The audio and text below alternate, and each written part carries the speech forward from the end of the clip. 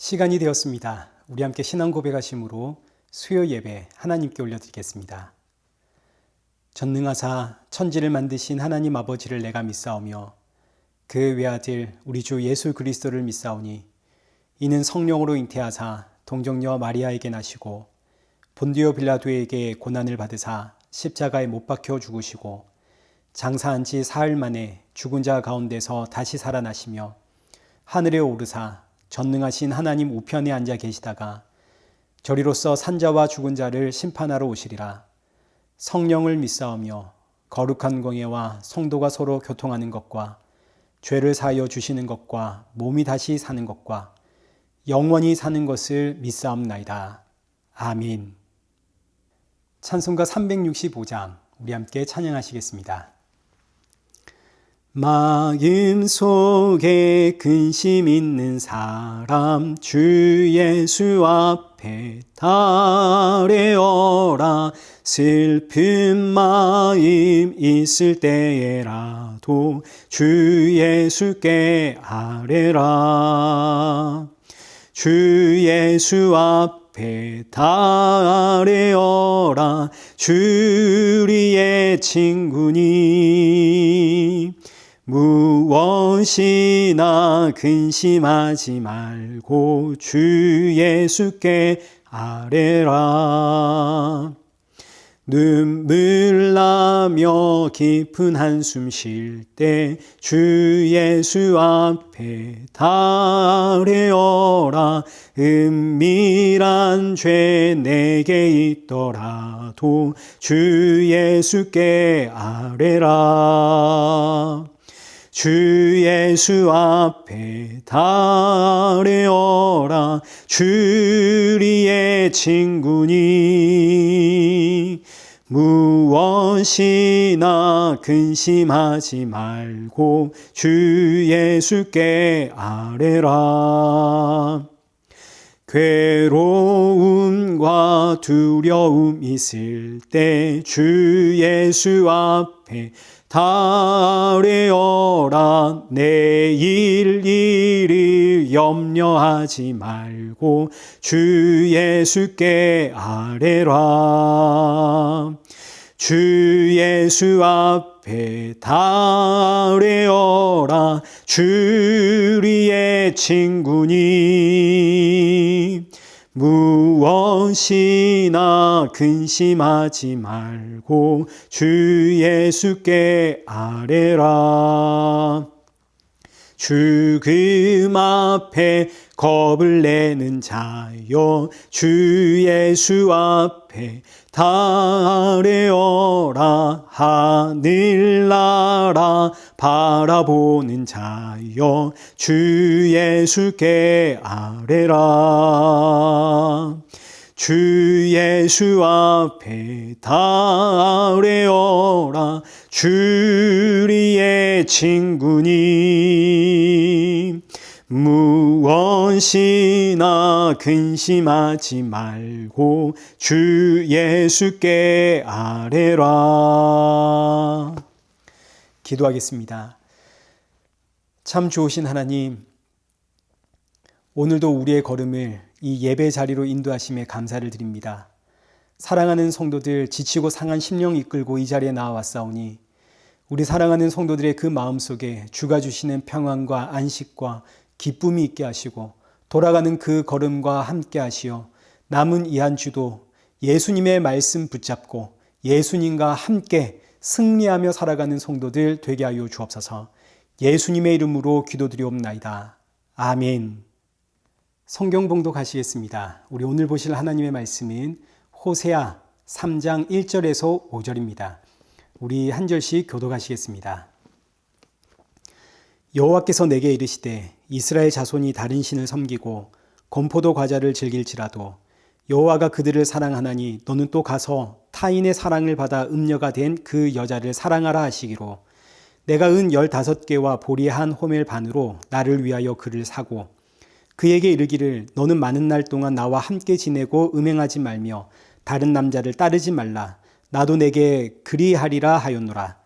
이스라엘 자손이 많은 날 동안 왕도 없고 지도자도 없고 제사도 없고 주상도 없고 에봇도 없고 드라빔도 없이 지내다가 그 후에 이스라엘 자손이 돌아와서 그들의 하나님 여호와와 그들의 왕 다윗을 찾고 마지막 날에는 여호와를 경외함으로 여호와와 그의 은총으로 나아가리라. 아멘. 오늘 본문은 호세아 3장 1절에서 5절입니다. 여호와가 그를 사랑하니 라는 제목으로 오늘 본문의 말씀을 살펴보겠습니다. 그동안 호세아 1장과 2장에서는 하나님께서 호세아 선지자를 불러서 음란한 여자와 결혼을 해라 명하셨습니다. 근데 여러분 한번 생각해 보십시오. 율법의 선지자나 제사장이 음란한 여인과 결혼하도록 되어 있습니까? 없습니까? 없죠. 율법에 따르면 제사장이나 선지자는 음란한 여인과 결혼을 해서는 안 됩니다. 레위기 21장의 말씀을 보시면 이 제사장의 법이 기록이 되어져 있는데 여기에는 제사장이 결혼해야 하는 법도 기록이 되어져 있습니다. 여기 레위기 21장 7절 말씀 보시면 그들은 부정한 창녀나 이혼당한 여인을 취하지 말지니 이는 그가 여호와 하나님께 거룩함이니라. 여기 14절도 보십시오. 과부나 이혼당한 여자나 창녀짓을 하는 더러운 여인을 취하지 말고 자기 백성 중에서 처녀를 취하여 아내를 삼아. 이것이 제사장과 선지자의 결혼법입니다. 그러니까 선지자가 음란한 여인과 결혼을 한다는 것은 불가능한 일입니다. 이것뿐만 아니라 이스라엘 안에는 음란한 여인이 존재해서는 안 됩니다. 여기 신명기 22장 21절 한번 보십시오.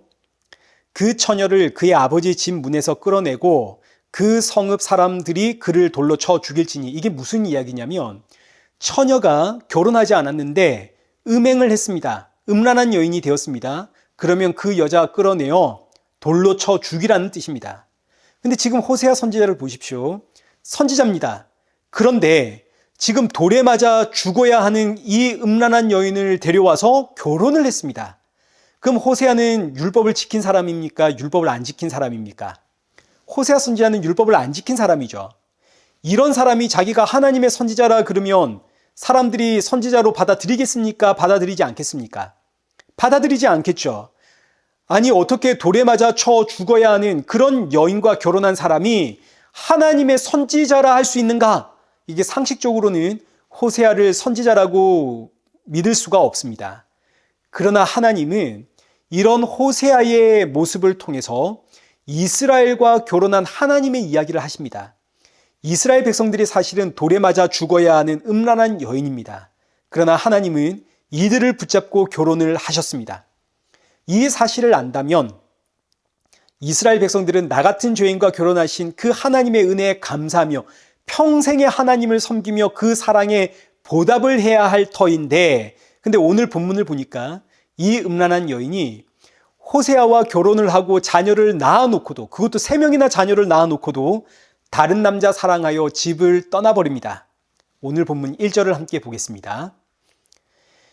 여호와께서 내게 이르시되 이스라엘 자손이 다른 신을 섬기고 건포도 과자를 즐길지라도 여호와가 그들을 사랑하나니 너는 또 가서 타인의 사랑을 받아 음녀가 된 그 여자를 사랑하라 하시기로.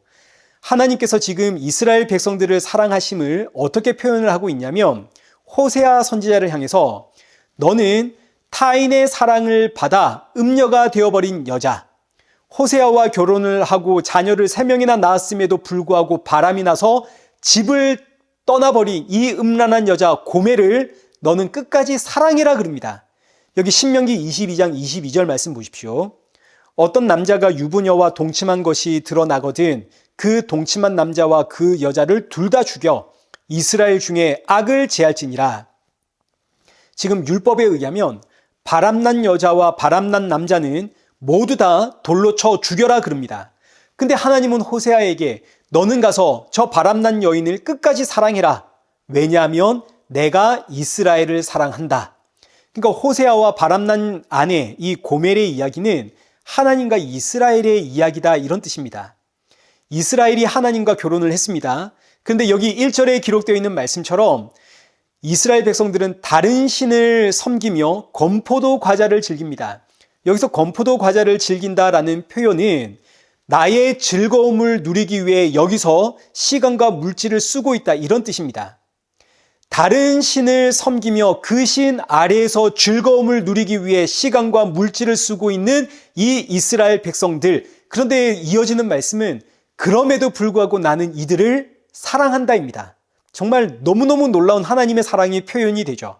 자, 그러니 여기서 한번 보십시오. 이스라엘 백성들, 하나님의 사랑을 받는 이유는 이들이 어떤 자격이나 조건을 갖추었기 때문이 아닙니다. 율법을 흠없이 지켜냈기 때문에 이들이 사랑을 받고 구원을 받은 게 아닙니다. 지금 이스라엘 백성들은 다른 신을 섬기고 그 앞에서 즐거워하며 자기들의 그 시간과 물질을 쓰고 있는 중입니다. 그런데도 불구하고 하나님은 내가 너를 사랑한다. 하나님의 무조건적인 사랑 아닙니까? 하나님의 무조건적인 사랑, 무조건적인 은혜. 그러니 구약시대의 성도들도 하나님의 은혜로 구원을 받습니다. 율법을 지켜서 구원받을 수 있는 인생은 아무도 없죠.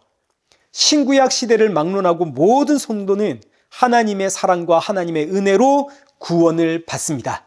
그리고 이 말씀 오늘 저와 여러분에게도 고스란히 적용이 됩니다. 여러분, 우리가 예배 시간이 즐거우십니까? 이제 물론 여러분 예배 시간 즐겁다 이렇게 말씀하실 수 있습니다. 그러나 여러분 한번 생각해 보십시오. 드라마 보고 책 보고 좋은 사람 만나 커피 한 잔 먹고 하는 시간이 즐겁습니까? 아니면 예배 드리는 시간이 즐겁습니까? 우리는 지금 누구 아래에서 건포도 과자를 먹고 있는가 한번 생각해 보셔야 되는 겁니다. 지금 우리의 어떤 신앙적 열심과 신앙적인 마음을 이야기하지 마시고 실제로 내가 보내고 있는 시간과 물질이 어디에 주로 사용되고 있는가를 보셔야 되는 겁니다. 이게 왜냐면 실제 나거든요. 내 마음이 내가 아닙니다. 지금 내가 행동하고 있는 내 시간과 물질이 쓰이고 있는 그곳에 내 마음이 있다는 것 여러분 꼭 기억하십시오. 자, 그러면 누가 봐도 우리는 나를 위해서 시간과 물질을 쓰죠. TV를 보면서 건포도 과자를 즐기고 있는 게 납니다. 커피숍에 앉아서 사람들과 함께 이 건포도 과자를 즐기고 있는 게 납니다. 쇼핑을 하면서 건포도 과자를 즐기는 게 납니다. 이거 우리가 부인할 수가 없습니다. 우리는 다른 걸 할 시간은 있어도 성경 읽는 시간 그리고 기도하는 시간은 없습니다. 그렇지 않습니까? 그러니 여기 1절에 다른 신 아래에서 건포도 과자를 즐기고 있는 이 음란한 여인은 결국 누구의 이야기입니까? 저와 여러분의 이야기죠. 부인할 수가 없죠. 근데 이어지는 말씀은 그럼에도 불구하고 내가 너를 사랑한다라는 하나님의 무조건적인 사랑입니다. 그러나 너무너무 안타깝게도 하나님께서 아무리 말씀을 하셔도 이스라엘 백성들 귀에는 이 말씀이 들리지가 않습니다. 하나님의 그 사랑이 체감되지도 않습니다. 그럼 이제 어떻게 해야 됩니까? 하나님께서 좋게 말해도 듣질 않으니까 강제로라도 하나님의 사랑을 깨닫게 하셔야겠죠. 그래서 하나님의 이어지는 첫 번째 방법, 강제로라도 하나님의 사랑을 깨닫게 하시는 그 첫 번째 방법이 2절입니다. 내가 은 15개와 보리 한 호멜 반으로 나를 위해 그를 사고, 호세아 선지자가 다른 남자에게 간 그 아내를 데리고 오는데 은 15개와 보리 한 호멜을 주고 데리고 옵니다. 사실 이럴 이유가 없죠. 고멜은 원래가 호세아의 아내 아닙니까? 이혼을 한 것도 아닙니다. 내 아내에게 데려오는 것인데 호세아는 다른 남자에게 대가를 지불하고 데려옵니다. 또 뿐만 아니라 율법에 의하면 우리 앞서 보았듯이 신명기 22장 22절에 바람난 여자와 바람난 남자는 그 자리에서 돌로 쳐 죽여야 되는 사람들입니다. 근데 호세아는 그들을 돌로 쳐 죽인 게 아니라 오히려 그 남자에게 대가를 주고 이 바람난 아내를 데리고 옵니다. 자, 여러분, 그럼 이게 누구의 이야기로 보이십니까? 아무리 보고 또 봐도 예수님의 이야기로 보이지 않습니까?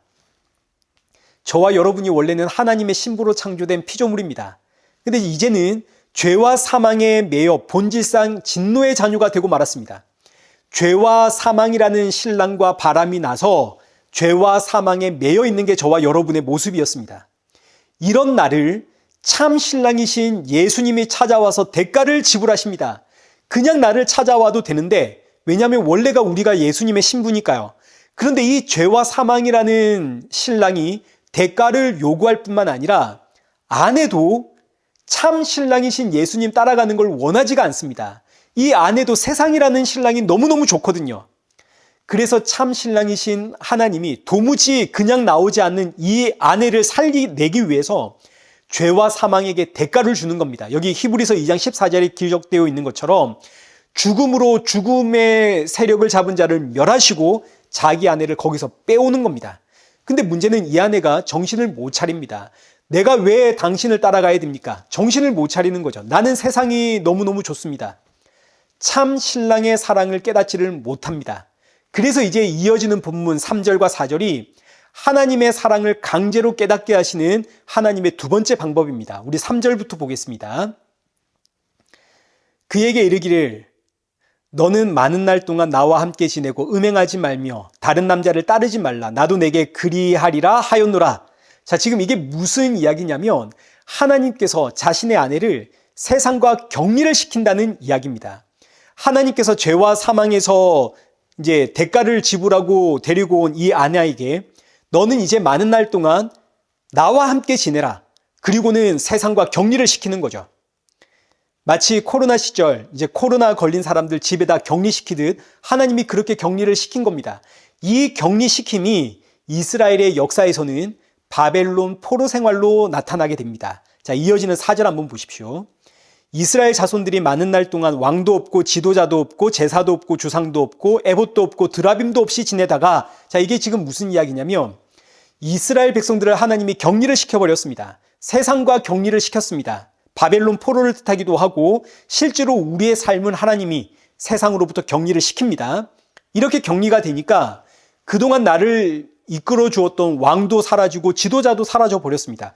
격리되었으니까요. 그리고 제사도 없고 주상도 없습니다. 제사는 하나님께 드리는 예배고 주상은 이방신에게 드리는 예배인데 이 의미는 내가 아무리 예배를 드려도 내 뜻이 이루어지지 않더라, 이런 뜻입니다. 여기서 제사와 주상이 함께 나오는 이유는 그동안 나는 하나님께 예배 드렸는데 내 마음은 마치 우상에게 예배 드리는 것처럼 예배를 드림으로 내가 이 세상에서 성공하는 복받기를 원했거든요. 근데 이게 내 뜻대로 안 되더라, 이겁니다. 자, 이어지는 에봇도 없고 드라빔도 없이 지내다가, 여기서 에봇은 하나님의 제사장이 입는 옷이고 드라빔은 우상입니다. 나를 하나님께로 인도해야 할 제사장이 나를 그동안 드라빔에게로 인도했다, 이겁니다. 그래서 나는 하나님 앞에 늘 나의 그 복을 구하며 살았다고요. 근데 이제는 이것과 격리되니까 아무리 구해도 내 뜻대로 이루어지는 것이 없더라, 이런 뜻입니다. 마치 코로나 시절 세상과 격리되면 내가 아무것도 할 수 없는 것처럼, 어디를 나갈 수 없었던 것처럼, 그렇게 격리되면 얼마나 답답하고 힘듭니까? 하나님께서 자기 백성들을 이렇게 격리시키니까, 자, 이것을 우리가 영적인 암흑기라고도 할 수 있겠고 삶의 암흑기라고도 할 수 있겠죠. 아니, 대체 왜 이런가? 왜 하나님은 내가 이렇게 예배하고 이렇게 하나님께 부르짖는데도 내 기도에 침묵하시나? 내 삶에 방관하시나? 너무너무 답답하죠. 완전히 어둡습니다. 이때 마지막 세 번째 하나님의 방법이, 이 캄캄한 그들의 삶 가운데 샛별이신 예수 그리스도를 보여주십니다. 5절입니다. 그 후에 이스라엘 자손들이 돌아와서 그들의 하나님 여호와와 그들의 왕 다윗을 찾고 마지막 날에는 여호와를 경외함으로 여호와와 그의 은총으로 나아가리라. 이것이 성도의 결론입니다. 바벨론 포로에서 돌아온 이스라엘 백성들이 이제 그들의 왕 다윗을 찾습니다. 여기서 그들의 왕 다윗은 하나님께서 보내시는 메시아를 뜻하는 표현입니다. 저와 여러분이 세상과 격리된 이 신앙의 암흑기, 방황기, 내 뜻대로 안 되는 내 삶의 모습을 보면서 우리가 답답해할 때 어느 순간 이 캄캄한 이 내 삶에 마치 그 새벽을 밝히는 샛별이 떠오르듯이 날 위해 죽으신 그 예수 그리스도가 떠오르면서, 아, 이 예수님이 날 향한 하나님의 사랑이구나. 이 예수님이 나의 길이고 진리고 생명이구나. 내가 여기로 가야 되는구나. 죄와 사망에 매여 죽을 수밖에 없었던 나구나. 날마다 세상을 바라보면서 답답해하고 불안해하고 근심하고 염려하고 있던 난데, 이 세상에서 건포도 과자를 먹으면서 즐기고 싶어 했던 난데, 이런 나를 살리기 위해 십자가에 죽으신 예수 그리스도, 그분이 바로 하나님의 사랑이고 내가 가야 할 자리가 바로 예수님의 십자가구나. 이 사실을 깨달을 때 성도는 참으로 여호와 경외함이 무엇인지를 알게 되고 여호와의 은총으로 나아가게 되는데, 그게 바로 예수님의 십자가입니다. 예수님의 십자가는 여호와의 은총이고 예수님의 십자가로 나아감이 여호와를 경외함이고 동시에 예수님의 십자가로 나아감이 천국의 문입니다. 모든 성도는 오늘 본문 이 호세아 3장에 기록되어 있는 이런 신앙의 과정을 거칩니다. 본래 우리는 하나님의 신부입니다. 그러나 죄 중에서 태어났기 때문에 이 세상이 나의 신랑인 줄 알고 이 세상이 전부인 줄 알고 붙잡고 살아가게 됩니다. 그러나 하나님은 나를 사랑하시기에 이런 나를 그냥 버려두지 않으시고 나를 구원하기 위해 이미 2000년 전에 죽으셨죠. 2000년 전에 죽으신 그 십자가의 사건은 오늘도 이어지는 연장선입니다. 나를 위해 십자가에 죽으신 하나님은 때가 되어 나를 세상과 격리시킵니다. 그때가 되면 나에게는 영적인 방황기가 찾아오는 거죠. 삶의 암흑기입니다. 답답합니다. 그때 날 구원하신 예수 그리스도를 바라보게 하십니다. 하나님의 은총이 되어지는 그 십자가로 나를 끌고 갑니다. 거기에 천국의 문이 있습니다. 저와 여러분이 이 과정 속에 있습니다. 대부분의 성도들은 아마 세상과 격리되어 있는 지금 2단계 이 상황 가운데 있을 겁니다. 신앙생활이 답답하고 기도에도 응답이 없고 또 이렇게 믿는 건 왠지 아닌 것 같고 가정에서 일어나는 문제, 직장에서 일어나는 문제 때문에 답답해서 숨통이 그냥 턱턱 막히고 그러나 이때 이 캄캄한 어둠에 샛별이신 예수님이 떠오르면 이 모든 걱정, 불안, 염려 한순간 날아가고 우리 주가 주시는 기쁨과 평안을 누리게 되는 거죠. 물론 이 불안과 염려가 완전히 사라지는 건 아닙니다. 돌아서면 또다시 나를 불안과 걱정과 염려에 휩싸이게 하고 세상이 그리고 또 시기와 질투와 경쟁을 나오게 하지만 그러나 이제는 날 향한 하나님의 사랑을 알죠. 임마누엘의 하나님, 예수님이 나와 함께 하십니다. 이 담대함으로 이제 성도는 살아가게 되는 거죠. 그러니 이 사실을 깨닫게 된 성도는 3단계를 거친 성도는 부지런히 예수님 증거하는 겁니다. 내가 먼저 깨달은 이 기쁨의 소식을 지금 어둠 속에서 이 세상 바라보며 답답해하는 성도들에게 증거하는 이게 바로 저와 여러분의 사명이고 복입니다. 제가 이런 연락 가끔씩 받습니다. 복음 증거하는 교회를 찾기가 어렵습니다. 사랑하는 성도 여러분, 복음 증거하는 교회를 찾으려고 하지 마시고 지금 있는 교회에서 복음이신 예수님을 증거하는 성도가 되십시오. 지금 내 주변에는 교회는 다니고 있지만 어둠 속에서 답답해하며 신음을 흘리고 있는 성도들이 너무너무 많습니다. 하나님에 의해서 지금 강제로 격리되어 가지고 답을 찾지 못해서 끙끙거리고 있는 그 성도들에게 예수님 증거함으로 이 생명의 기쁨을 함께 누리는 여러분 이게 얼마나 복된 일입니까? 저와 여러분은 이 사명을 받은 사람들입니다.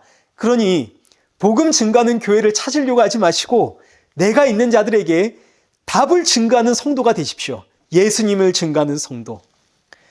남은 이 한 주 내가 있는 이 자리에서 날 구원하신 그 예수님 증거하며 나 같은 죄인을 구원하신 그 예수님의 십자가 은혜에 더 많은 감사와 찬양을 올려드리며 살아가는 그런 복된 저와 여러분 되시기를 축원합니다. 우리 함께 기도하겠습니다. 살아계신 하나님 아버지, 오늘 바람난 고매를 데려오는 그 호세아의 모습을 통해 나를 구원하기 위해 이 땅에 오시어 생명의 대가를 지불하시고 나를 구원하신 예수님의 모습을 보게 하시니 감사합니다. 이 사실을 먼저 깨달은 성도로서 생명의 주 예수님만이 오직 길이요 진리요 생명이심을 더욱 힘써 증거하며 이 어둠 속에 있는 성도들에게 기쁨과 평안과 안식을 주는 그런 성도가 되어지도록 우리를 사용하여 주옵소서. 세상이 주는 유혹과 시험 앞에 넘어지지 않도록 우리의 마음과 중심을 이 한 주도 붙잡아 주옵소서. 예수님의 이름으로 기도드리옵나이다. 아멘. 이제는 우리 주 예수 그리스도의 은혜와 성부 하나님의 크신 사랑과 성령 하나님의 위로교통 충만하심이 주의 나라 사모하며 주님 만날 그날까지 힘써 복음의 증인으로 살아가는 우리 이레교회와 성도들과 온 세계 교회 머리머리 위에 이제로부터 영원토록 함께 있을지어다. 아멘.